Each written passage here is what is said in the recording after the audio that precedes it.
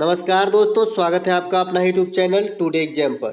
दोस्तों आज है 31 अगस्त 2022 और आज आरआरबी ग्रुप डी की कोई भी एग्जाम नहीं है प्रथम पाली में। दोस्तों ये वीडियो उन लोगों के लिए काफ़ी इंपॉर्टेंट हो जाएगी जो आने वाले समय में आरआरबी ग्रुप डी का एग्जाम देने वाले हैं, या तो फेज़ 2 में या फिर उसके नेक्स्ट फेज में। जैसा पैटर्न अब तक फॉलो करता आया है RRB group D 2022, same pattern पर आधारित जो इंपॉर्टेंट प्रश्न बन सकते हैं मैंने इस वीडियो में रखा है ताकि आप लोगों को आने वाले समय में काम आए विथ एक्स्ट्रा फैक्ट।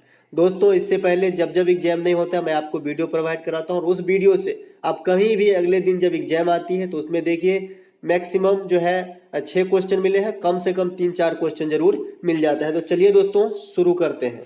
यहाँ पे एक प्रश्न है, निम्नलिखित में से किस बैंक का नाम बदलकर 1955 ईस्वी में भारतीय स्टेट बैंक रखा गया था, एसबीआई बनाया गया था 1955 ईस्वी में, जो भारत के वर्तमान समय में सार्वजनिक क्षेत्र के सबसे बड़ी बैंक है और इसका मुख्य अभी कौन है, खारा है। तो आपको ये बात भी ध्यान रखना है।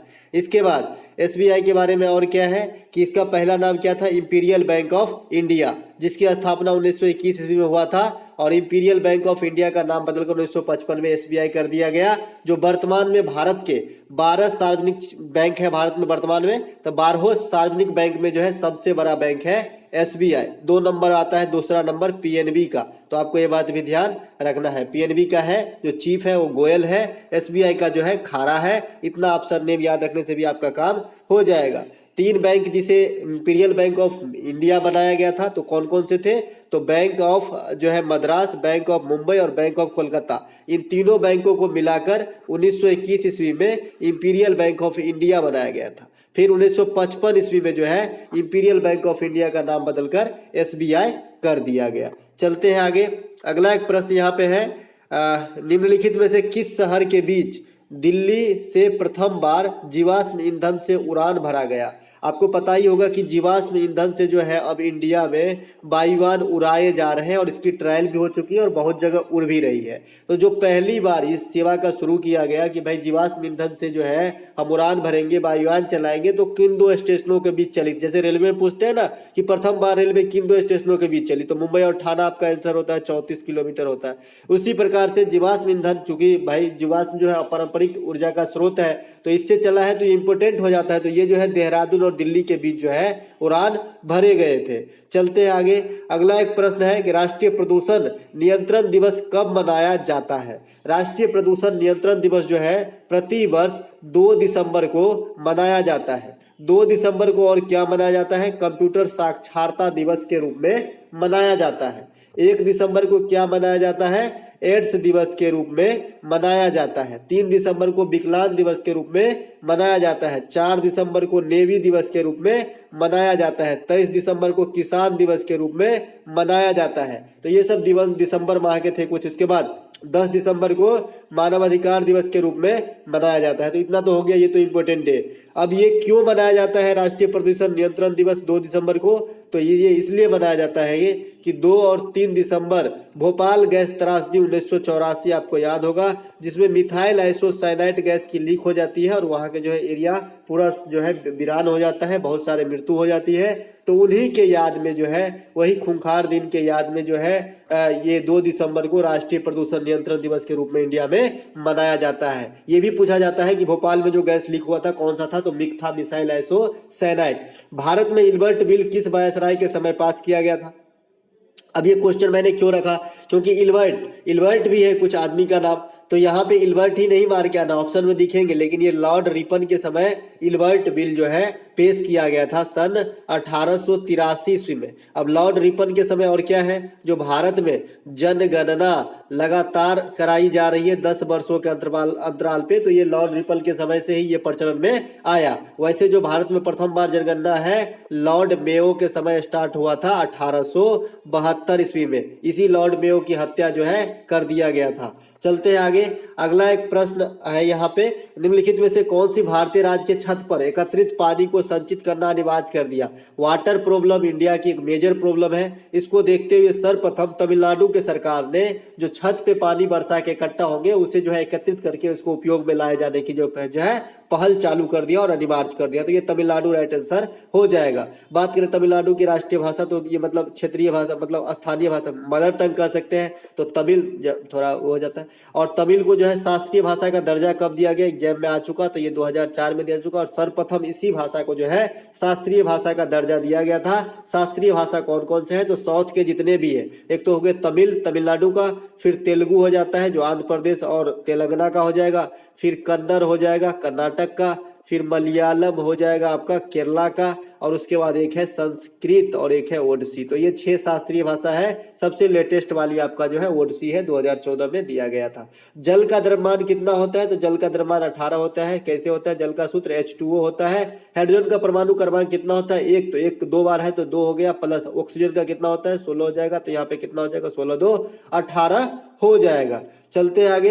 एक प्रश्न यहाँ पे है कि राष्ट्रीय पिछड़ा वर्ग आयोग 2020 का अध्यक्ष कौन है। दोस्तों मैं इसलिए 2020 यहाँ पे जानबूझ के टाइप किया क्योंकि ये 2020 से बने हुए हैं और वर्तमान में भी है। तो ये कौन है पिछड़ा वर्ग, मतलब ओबीसी वर्ग के आयोग कौन है, तो ये है भगवान लाल सहनी। जैसे बिहार में आप सहनी जो जाति होते हैं मछुआरा जाति होते हैं और ये ओबीसी के अंतर्गत ही आता है। तो मैं तो ऐसे ही याद रखा हूं कि जो ओबीसी का है वो ओबीसी है। तो भगवान लाल सहनी जो है ये 2022 में भी है। करेंट सेक्शन से आपको पूछा जाएगा क्योंकि ये तीन ही इस प्रकार का आयोग होता है जो जाति से आधारित है और तीनों जो है एग्जाम में छपते हैं। तो यहाँ ओबीसी वाला जो है भगवान लाल सहनी है। बात कर लेते हैं एससी वाला कौन है, तो एससी वाला हो जाएगा आपका विजय सांपला। क्या विजय सांपला जो है आपका एससी वाला हो जाएगा। और एसटी वाला जो हो गया हर्ष चौहान हो जाएगा। तो आपको ध्यान रखना है ये तीनों जो है एससी आयोग का विजय सांपला, एसटी आयोग का हर्ष चौहान और राष्ट्रीय पिछड़ा वर्ग आयोग का हो जाएगा भगवान लाल सहनी। करेंट की क्वेश्चन है। चलते हैं आगे। बराक मिसाइल भारत में किस देश की सहायता से बनाया गया। बराक मिसाइल का नाम है तो इजराइल के सहायता से है भारत में बराक मिसाइल को बनाया गया था। अरुणा तथा वरुणा निम्नलिखित में से किस भारतीय नदी की सहायक नदी है, तो अरुणा और वरुणा जो है ये आपका जो है गोमती नदी की सहायक नदी हो जाएगी। ठीक है, चलते हैं आगे। पलासी के युद्ध में सिराजुद्दौला से धोखा किसने किया था, तो पलासी के युद्ध में सिराजुद्दौला से धोखा जो है मीर जाफर किए थे। उनके परिवार के ये सदस्य थे मीर जाफर। बात करें मीर जाफर धोखा, इनका नाम जो है धोखाधड़ी में इसीलिए जो है मीर जाफर को नाम जो है बड़ा उस रुष्ट भावना से लिया जाता है इंडिया में। सिराजुद्दौला कौन है, तो बंगाल के नवाब थे। और इसी के साथ जो है पलासी का युद्ध जो कल के एग्जाम में पूछा गया था 1757 में रॉबर्ट क्लाइव और सिराजुद्दौला के बीच में हुआ था। तो ये बात भी आपको ध्यान रखना है। एक और याद युद्ध है 1764 में होती है बक्सर का युद्ध, ये भी रॉबर्ट क्लाइव और सिराजुद्दौला के बीच में लड़ी गई थी। चलते हैं आगे। एक प्रश्न यहाँ पे है, रविन्द्रनाथ टैगोर को किस पुस्तक के लिए 1913 में जो है नोबेल पुरस्कार दिया गया था साहित्य के क्षेत्र में, तो गीतांजलि के राइट करने के लिए, अंग्रेजी अनुवाद करने के लिए 1913 में जो है इन्हें नोबेल पुरस्कार दिया गया था। बात करें अब तक कितने भारतीयों को नोबेल पुरस्कार दिया गया है, तो पूर्ण रूप से नहीं, जितने भी भारतीय, चाहे भारतीय मूल के हो चाहे पूर्ण रूप से, टोटल मिलाकर जो है 10 भारतीयों को अब तक नोबेल पुरस्कार दिया गया है। रविन्द्रनाथ टैगोर भारत ही नहीं एशिया के प्रथम व्यक्ति थे जो नोबेल पुरस्कार प्राप्त किए थे। नोबेल पुरस्कार की शुरुआत कब होती है, 1901 ईस्वी से होती है। कौन सा देश देता है, स्वीडन देता है। और शांति के क्षेत्र में जो है ये नॉर्वेजियन नोबेल कमेटी के द्वारा दिया जाता है। तो बाकी सभी पुरस्कार जो है स्वीडन की राजधानी स्टॉकहोम में वितरित होती है और जो शांति की नोबेल पुरस्कार है ये नॉर्वे की राजधानी ओस्लो में वितरित होती है। नोबेल पुरस्कार किसके नाम पे जाता है, अल्फ्रेड नोबेल साहब के नाम पे जाता है, जो किस चीज का आविष्कारक थे, डायनामाइट का आविष्कारक थे। नोबेल पुरस्कार की घोषणा कब होती है, 10 दिसंबर को होती है, जो अल्फ्रेड नोबेल साहब का मृत्यु वाला डे है। चलते हैं आगे। हाँ, ये 10 भारतीयों में से थोड़ा सा जान लीजिए किस किस को मिला है नोबेल पुरस्कार। तो सबसे पहले 1913 में आपका हो गया रविन्द्रनाथ टैगोर जी, 1930 में हो गया सीवी रमन साहब जो है रमन प्रभाव के लिए, फिर 1968 में हो जाएगा आपका हरगोविंद खुराना डीएनए को संश्लेषित करने के लिए, फिर 1979 में हो जाएगा आपका मदर टेरेसा, उसके बाद में हो जाएगा 1983 में सुब्रमण्यम चंद्रशेखर सीमा के लिए, उसके बाद आपका 2014 में कैलाश सत्यार्थी, 2019 में जो है ये बनर्जी जो है एस्टर डुफ्लो और इनके जो बनर्जी नाम है ये दोनों को पति पत्नी को जो है कंबाइंड रूप से इकोनॉमिक्स में दिया गया था 2019 में। ये पश्चिम बंगाल के रहने वाले हैं लेकिन भारतीय मूल के हैं, सिर्फ रहते हैं फॉरेन में। एक प्रश्न यहाँ पे, हिमालय की दूसरी सबसे ऊंची चोटी कौन सी है? तो हिमालय की दूसरी सबसे ऊंची चोटी जो है K2 है। इसका जो दूसरा नाम है, इसे गॉडविन ऑस्टिन भी कहा जाता है। हिमालय की सबसे ऊंची चोटी का नाम माउंट एवरेस्ट है, जिसकी टोटल ऊंचाई 8850 मीटर है और नेपाल में स्थित है। नेपाल में इसे क्या कहा जाता है? तो नेपाल में इसे सागर माथा कहा जाता है। माउंट एवरेस्ट का नाम किसके नाम पे रखा गया? तो भारत के महान सर्वेक्षक सर जॉर्ज एवरेस्ट के नाम पे रखा गया है। तो ये बात भी आपको ध्यान देना है। साथ ही साथ कंचनजंगा के बारे में बहुत पूछा जाता है। कंचनजंगा ये कहाँ है? ये भारतीय राज्य सिक्किम में स्थित है और ये वर्ल्ड का तीसरा सबसे अधिक ऊंचाई वाला पर्वत है। तो आपको ये बात भी ध्यान रखना है। चलते हैं आगे। हाँ, एक क्वेश्चन आ जाती है, हिमालय किस प्रकार के पर्वत की उदाहरण है? तो ये बलित पर्वत है और नवीन है। तो आपको ये बात भी ध्यान रखना है, नवीन मोरदार बलित पर्वत है। शरीर में यूरिया निर्मित पदार्थ कौन अलग करता है? तो ये नेफ्रॉन अलग करता है। किडनी की क्रियात्मक इकाई को क्या कहते हैं? तो नेफ्रॉन कहते हैं। और तंत्रिका उत्तक की जो इकाई होती है उसे न्यूरॉन कहते हैं। ये दोनों क्वेश्चन काफी इंपॉर्टेंट रहेगा बायोलॉजी के सेक्शन से, क्योंकि दोनों एक ही जैसे सुनने में लगते हैं और यहाँ पे बच्चे कंफ्यूज करते हैं। किडनी की क्रियात्मक इकाई जो होते हैं नेफ्रॉन होते हैं, तंत्रिका उत्तक की क्रियात्मक इकाई को न्यूरॉन कहते हैं। चलते हैं आगे। एक प्रश्न यहाँ पे मैंने रखा है, निम्नलिखित में से किस देश में सबसे अधिक गेहूं की पैदावार होती है? जैसे कि आप जानते हैं, खाद्यान्न में जो है प्रथम स्थान चाइना का है और गेहूं और चावल में दूसरा स्थान भारत का है। तो यहाँ पे चाइना प्रथम स्थान पे आ जाएगा। ये क्वेश्चन मैंने इसलिए रखा कि अभी आपको पता ही होगा कि भारत सरकार ने गेहूं के निर्यात पे रोक लगा दिया है, तो ये फेमस हो जाता है गेहूं से रिलेटेड क्वेश्चन। साथ ही साथ हरित क्रांति जो आई थी, ये सबसे अधिक किस फसल पर असर डाला? तो ये भी गेहूं पे डाला। और भारत में हरित क्रांति के जनक कौन है? MS स्वामीनाथन। तो आपको ये बात भी ध्यान रखना है। और विश्व में कौन है? नॉर्मन बोरलॉग है। चलते हैं आगे। एक प्रश्न यहाँ पे मैंने रखा है, निम्न में से कौन सा एक प्रक्षेपण यान नहीं है? आप देखते होंगे PSLV, GSLV, MSLV, ASLV। तो ये इसमें से कौन जो है एक प्रक्षेपण यान नहीं है? क्वेश्चन आ चुका है PSLV से। अब आने वाले शिफ्ट में GSLV भी आपको देखने को मिलेगा। दोस्तों ये क्वेश्चन जो है पार्टिकुलरली ये मैं लिया हूँ NTPC के मेंस से, तो आपको ये बात ध्यान रखना है। तो यहाँ पे PSLV का जो फुल फॉर्म है पोलर सैटेलाइट लॉन्च व्हीकल होता है, और GSLV का क्या होता है? जियो सिंक्रोनस सैटेलाइट लॉन्च व्हीकल। जो लास्ट के SLV है ना, इसका नहीं बदलता, सैटेलाइट लॉन्च व्हीकल ही होता है। खाली पहला अक्षर से जब पता चलता है कि किस प्रकार का व्हीकल है। तो यहाँ पे पोलर हो जाता है P से, यहाँ पे जियो सिंक्रोनस हो जाता है, और A से हो जाता है आपके ऑगमेंटेड। लेकिन MSLV इस प्रकार का कोई व्हीकल नहीं होता है। तो इसमें जो व्हीकल नहीं है वही पहचानना था। मैं यहाँ पे फुल फॉर्म एक्स्ट्रा लिख रखा हूँ आपको पहचानने के लिए भाई कि संचार मतलब रॉकेट संचालन में इस सब व्हीकल का यूज होता है। PSLV का होता है, GSLV का होता है, ASLV का होता है, MSLV कोई वाहन नहीं है। सोडियम क्लोराइड को किस विधि के द्वारा पृथक किया जाता है? तो क्रिस्टलीकरण के द्वारा जो है पृथक किया जाता है सोडियम क्लोराइड का मतलब है साधारण नमक से है। इसी प्रकार आप कुछ और देख ले, CaOCl2 देख ले, विरंजक चूर्ण होता है। Na2CO3 देख ले, ये होता है आपका जो है धोने वाला सोडा। NaHCO3 होता है आपका बेकिंग सोडा। NaOH होता है आपका सोडियम हाइड्रोक्साइड मतलब कास्टिक सोडा। तो ये सब जो है प्रचलन में है। इस बार के ग्रुप डी में आपको अच्छे से सूत्र को देख के जाना है।